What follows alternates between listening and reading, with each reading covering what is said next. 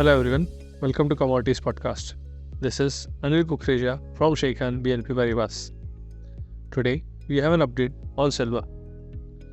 Daily chart पर silver prices ने shooting star formation form किया है जो कि क्रूशियल है बेरिश बायस के लिए. प्राइसेस को 86,320 का रेजिस्टेंस है एंड प्राइसेस अगर येस्टरडे के लो के नीचे सस्टेन करता है तो बेरिश बायस और करेक्शन एक्सपेक्ट किया जा सकता है. सिल्वर प्राइसेस के लिए सपोर्ट है 83,500 का एंड 83,000 का आने वाले सेशन के लिए.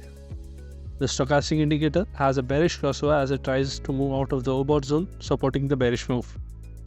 इसीलिए sell on rise strategy use कर सकते हैं 83,000 का टारगेट लेके, और अगर प्राइसेस आरएल चार्ट में 85,000 के ऊपर सस्टेन करता है तो ये नेगेटिव हो सकते हैं बेरिश बायस के लिए.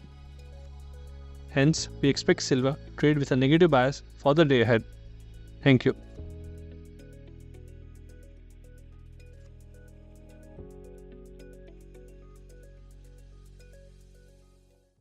Investment in securities market are subject to market risks. Read all the related documents carefully before investing.